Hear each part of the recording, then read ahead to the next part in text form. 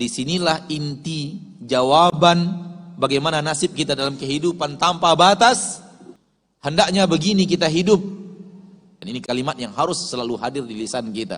Kenapa kita disuruh selalu berbicara kematian, selalu mengingat kematian?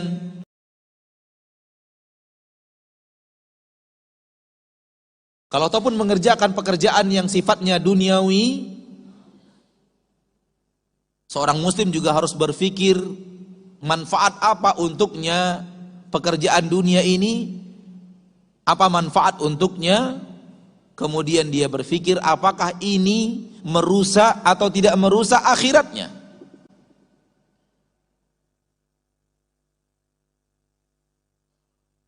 Apa yang kita beli, ada yang tidak bertabrakan dengan akhirat, ada yang bertabrakan dengan akhirat. Apa yang kita jual, ada yang bertabrakan dengan akhirat dan ada yang tidak bertabrakan dengan akhirat. Kembali kepada poin tadi. Kalau kita tahu bahwa kehidupan kita yang sangat singkat ini, disinilah inti jawaban bagaimana nasib kita dalam kehidupan tanpa batas.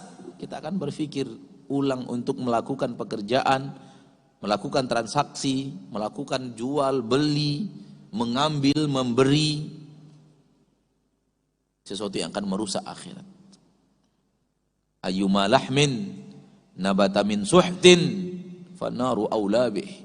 Daging manapun yang tumbuh dari penghasilan yang haram, yang pantas untuk daging itu adalah neraka Allah tabaraka wa taala lebih utama.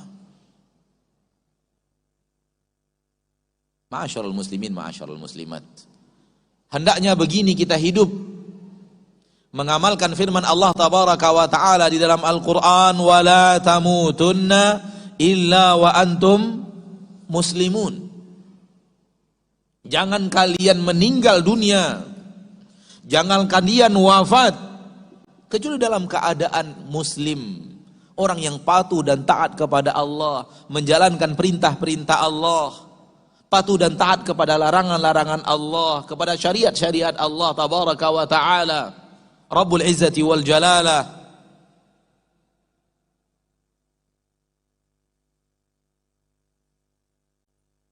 Ayat yang sangat masyhur, ya ayyuhalladzina amanu taqullaha haqqa tuqatih wa la tamutunna illa wa antum muslimun. Ayat 102 daripada surat Ali Imran. Ini ayat di dalamnya Allah tabaraka wa ta'ala menyuruh kita wafat dalam keadaan taat.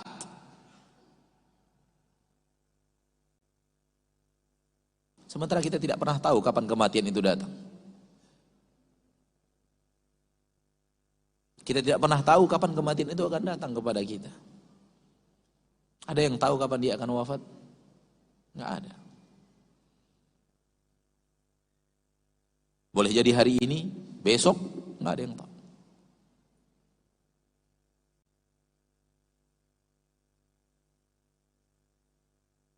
Sementara kita diperintahkan oleh Allah tabaraka wa ta'ala, jangan wafat kecuali dalam keadaan taat. Sementara kita tidak pernah diberitahu kapan kita akan wafat. Jangankan sebulan lagi, jangankan setahun lagi, jangankan 2 tahun lagi, apa yang akan kita lakukan besok pun Allah katakan kamu tidak tahu apa yang akan kamu lakukan besok. Terdapat dalam surat Luqman, di akhir-akhir surat Luqman, innallaha indahu ilmu sa'ah wa yunazzilul ghaitha wa ya'lamu ma fil arham wa ma tadri nafsun madza taksibu ghada wa ma tadri nafsun bi ayyi ardin tamut wa ma tadri nafsun madza taksibu ghada. Setiap jiwa, setiap orang, setiap individu tidak akan pernah tahu besok dia akan melakukan apa. Wa ma tadri nafsun bi ayyi ardin tamut. Dan tidak ada satu jiwa pun, satu orang pun, satu individu pun yang tahu di mana dia akan meninggal dunia.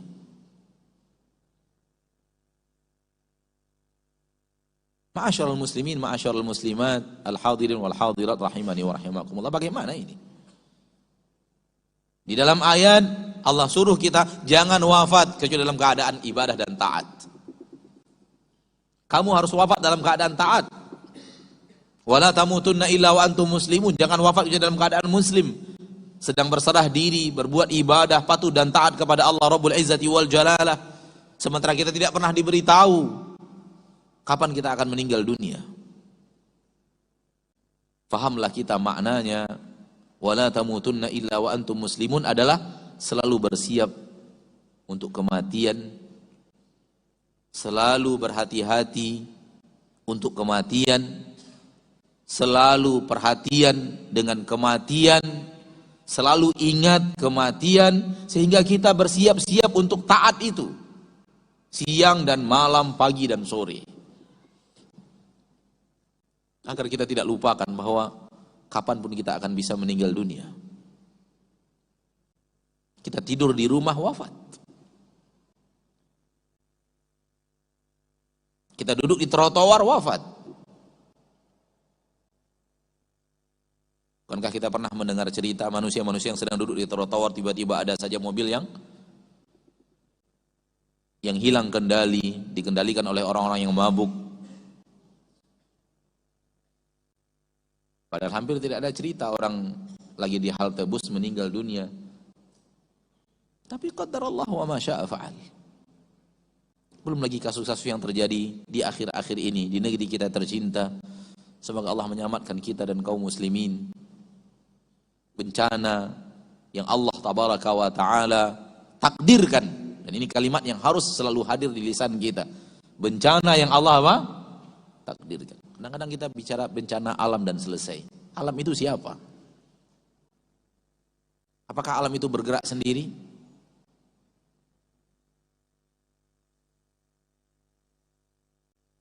Bencana yang Allah takdirkan. Dan Allah tahu memilih di mana bencana itu akan Dia letakkan. Allah memiliki hikmah, walau kadang manusia tidak faham dan tidak mengerti. Kaum muslimin dan muslimat, saudara-saudariku, itu artinya Allah menyuruh kita selalu bersiap untuk kematian. Dan itu juga yang diajarkan oleh Nabi kita tercinta Muhammad salawatu rabbi wa salamu alaih. Nabi SAW mengatakan, akthiru min dzikri hadhimil ladzat. Perbanyak oleh kalian, selalulah kalian, kata Nabi kita tercinta Muhammad sallallahu alaihi wasallam, untuk mengingat hadhimil ladzat. Hadhimil ladzat, pemutus seluruh kelezatan. Disuruh oleh Nabi sallallahu alaihi wasallam kita untuk mengingat, selalu mengingat pemutus kenikmatan dan kelezatan. Dalam riwayat lain, ahadimil ladzat.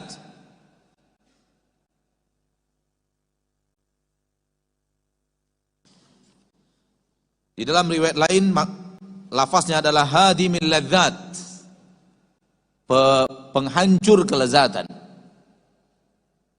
Diperintahkan kita oleh Nabi kita tercinta Muhammad SAW untuk itu. Kaum muslimin dan muslimat rahimani wa rahimakumullah, Allah menyuruh kita bersiap-siap untuk kematian. Wala tamutunna illa wa antum muslimun. Nabi menyuruh kita untuk selalu ingat kematian, selalu ingat yang memutus kelezatan-kelezatan, yang menghancurkan kelezatan-kelezatan. Kalau kemudian kita lihat ayat ini, kita lihat hadis ini, dan kita lihat pola kehidupan manusia sekarang, kita tidak berbicara orang-orang yang tidak mukmin dan tidak muslim, karena mereka beriman pun kepada Allah dan Rasulnya tidak, beriman pun kepada Al-Quran tidak. Kita bicara kaum muslimin, saudara-saudari kita yang sholat bersama kita, hari raya bersama kita, puasa Ramadan bersama kita, di sekitar kehidupan kita, di warga, di tempat tinggal kita, di tempat bekerja kita, kaum muslimin dan muslimat yang kita cintai, karena mereka adalah saudara-saudari kita seagama, seakidah, sekeimanan. Kita lihat ayat ini, kita lihat hadis ini, kita perhatikan kehidupan kaum muslimin. Apa yang kita temukan? Perbedaan yang sangat jauh. Nabi menyuruh kita banyak-banyak mengingat kematian, berbicara kematian. Tapi pembicaraan manusia jauh daripada hal tersebut. Manusia yang kita maksud mayoritas kaum muslimin.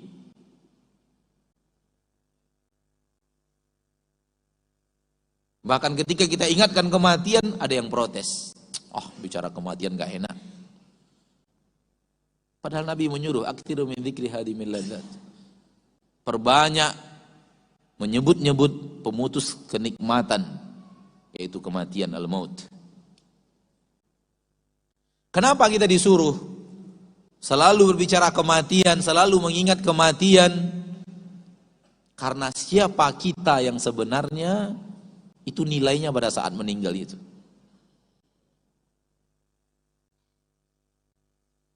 Siapa kita sebenarnya? Bukan siapa kita sekarang. Bagaimana kita nanti di akhirat, itu bisa dilihat dari bagaimana kita di saat wafat. Jadi nilai kita yang sebenarnya, konten kita yang sebenarnya, siapa kita yang sebenarnya, bukan yang sekarang. Bukan yang sekarang. Innamal a'malu bil khawatim. Amalan manusia tergantung yang terakhir. Bagaimana amalan yang terakhir? Maksudnya yang terakhir di saat dia wafat.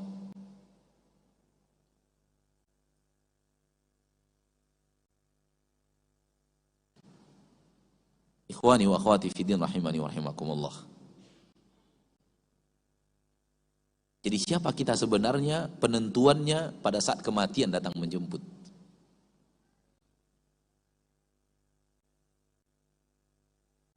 Kalau pada saat kematian datang, kita sedang seperti yang Allah katakan, seperti yang Allah ajarkan, wala tamutunna illa wa antum muslimun. Kita benar-benar dalam keadaan taat kepada Allah tabaraka wa taala ketika kita wafat tersebut. Berarti itulah kita, orang yang taat dan patuh kepada Allah tabaraka wa taala. Namun kalau ketika kematian datang, kita tidak seperti yang Allah tabaraka wa taala ajarkan, tidak seperti apa yang Allah tabaraka wa taala perintahkan tadi. Bahkan kita sebaliknya, ketika kematian kita datang, kita sedang dalam keadaan tidak taat.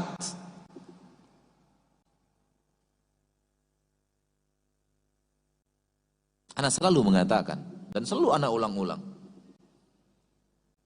orang-orang yang bekerja di pekerjaan-pekerjaan yang dekat dengan kematian harusnya tidak berani berbuat maksiat.